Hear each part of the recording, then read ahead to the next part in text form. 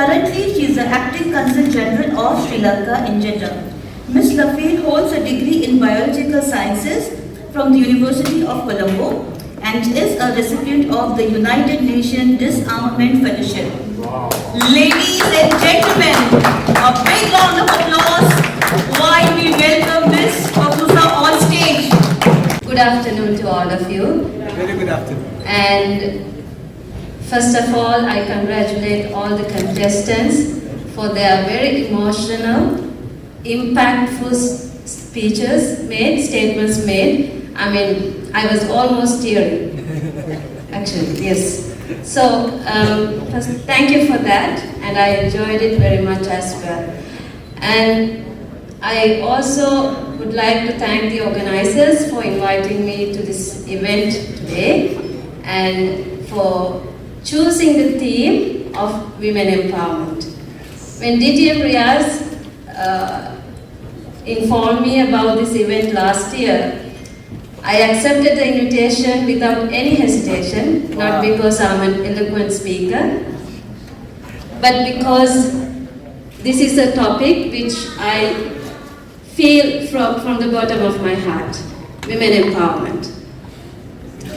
And I also believe that when this topic is taken up in events like Toastmaster clubs, it generates the discussion, to share ideas, to understand different perspectives. And I also believe in the propelling force that it generates, that whatever we discuss today, whatever the ideas we share today, is not going to stay inside this room. It will go out to the communities and sensitizing our society on why we should empower women and how we should empower women. So, on the question of why we should empower women, I would invite you to just use your phones, just Google and see the population dynamics in your countries. If you look at the population statistics, there are more women in our countries than men. So women make up more than 50% of our populations. But don't ask me why. Maybe it's because the natural selection as predicted by the Darwinian theory, or maybe because we women, we don't take much risk, right? Or we take very calculated risk. Whereas men, they would like to do whatever they feel without looking into the consequences. They would like to jump from a mountain. They would race on the road, right? They don't care about the consequences, so ultimately cutting their life short. Anyhow, we have more women in our populations, but when we look at our politics, who dominates the politics? Men. And who dominates the economy? It's men. And who dominates the labor force in our countries? It's men. So just imagine that we are thinking about development, prosperity in our countries, while we are ignoring more than half of our population, where women are not contributing to decision making, where women are not contributing to our economies. So this is why I believe that we need to empower our women so that our families, our societies, our communities, and our nations can prosper. Before going into the question of how we empower, I have a question for all the beautiful ladies here today. Raise your hand if you've ever been told at any stage of your life by anyone, your family or some random person on the road, that you belong in the kitchen. Well, it's much better. But ladies, you are not alone. You know, when I was a student, I used to walk to school every day, 1.5 kilometers up and down, every day. And people in my lane were very kind to us. They were there to look after us, to make sure that we are safe. And they were also there to give us best advisors. Guess what is the best advice I received? Every week. Close enough. They would say in the most condescending manner to me that it doesn't matter how much you study, sweetheart, you're going to end up in the kitchen. I know most of you understand Tamil. I'll say it in Tamil how they said to me. Right? This was what they told me. The translation is much better, isn't it? The English one was much better. Yes. So, after years and years of listening to these comments, not only from these random men, but even from my extended family, I'm elated to be standing in front of you today as the first hijabi diplomat of Sri Lanka.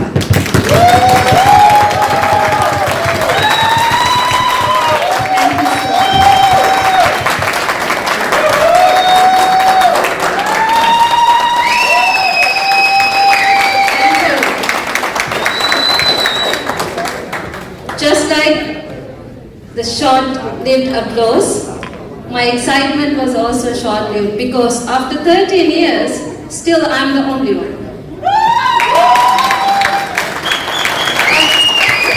I'm not happy about it. I'm actually saddened by it because we need more ladies coming into this diplomatic world, especially breaking the barriers.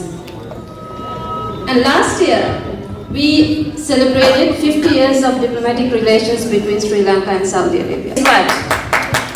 Thank you. And guess what? Until I came into this post, we never had a female diplomat posted to Sri Lanka. So I'm the first female diplomat to be posted from Sri Lanka to 50 years of our diplomatic relations. While I'm proud of being able to shatter many glass ceilings, my path was never rosy. I always had challenges. But I think there were, in my experience, I feel 3 things we can do to empower women.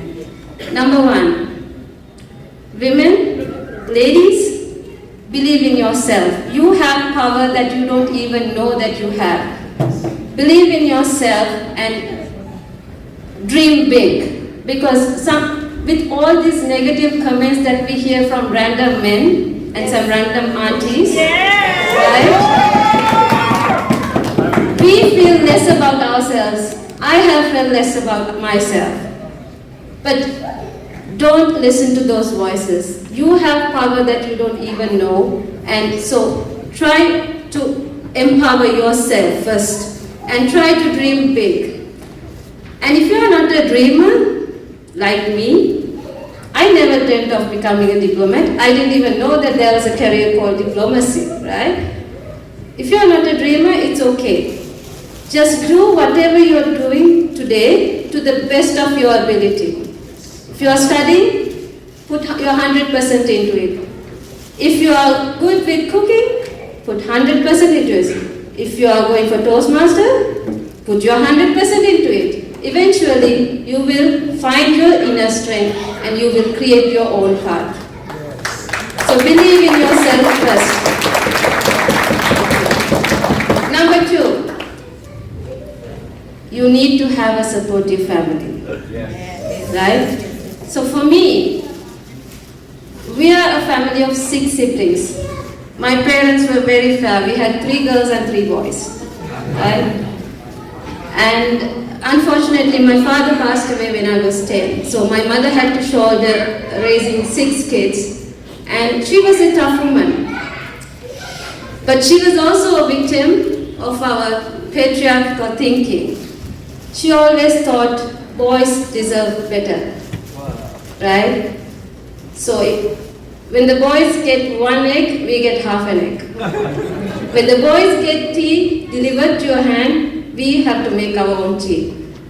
But there was one thing she believed in that she thought should not be discriminated based on gender. That is pursuing education. So she made sure that all her girls and all her boys gets equal opportunity in pursuing their educations. So bless her, thanks to her. That was my foundation on who I have become today. So if you are parents, please, my plea is educate your girls just as you educate your boys, just like we heard of Sarah here today. Right? Number two, next, when I enter the marriage, same, yeah? When we enter marriage, so that's where sometimes we lose our dreams, right? Yeah. Because we get family commitments, you become mothers. But for me, fortunately, I have a very understanding spouse. So don't get me wrong when I say he's a very understanding spouse. Mr. Ilyas, please don't tell my husband I said this, okay? Because they are related. He is understanding, but he will not do house chores. He can't take care of the kid. He can't cook. He can't clean. I don't blame him because he was raised for 30 years, 35 years like that, where their parents, especially their mother, his mother, made them partially disabled creatures, you know. Please. He got me on video, oh my God. Okay.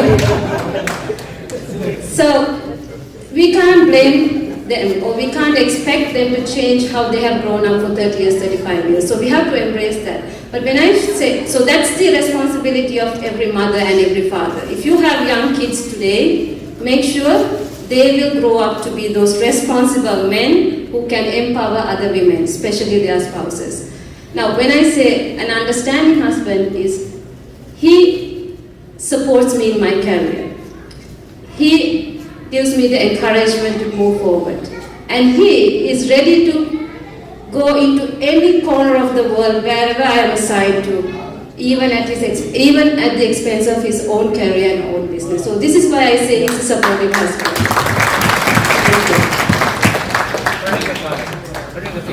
Sorry? No, I started with saying he's an understanding husband. Yeah? Supportive husband. So, a supportive family is very important for a dreaming girl to dream big and chase her dreams. Number three, the most challenging part is a supportive society. Right? So what is society? That's us. Again, that's us. Our families, our workplaces, our public places. This is our society. If you see a girl, if you have a girl in your family, nourish her, give her the education. If you have ladies working in your workplaces, support them. Do not tolerate harassment, any kind of harassment, stand up for them. And if you see bosses discriminating ladies or their payments based on their gender, stand up for it. The men, we need more support from the men. If you are the leader of organizations, you have more responsibility in that, to ensure that women working under you are protected and they are given equal treatment when it comes to work and pay. And also you have to acknowledge the role of women as mothers too, because this is a role that not defined by any of us, this is a role defined to us by nature.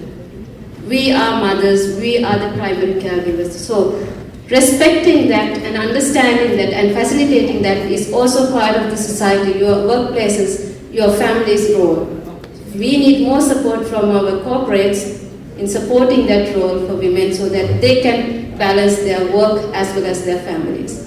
And if you are some random person in public transport, there is a lady who is feeling uncomfortable, stand up for it. This is the society that we need to support our ladies. So, with your dreaming girls and a supportive family and a supportive society, I believe we can empower women to greater heights so that they can be partners of our country's, our nation's development and prosperity. Thank you.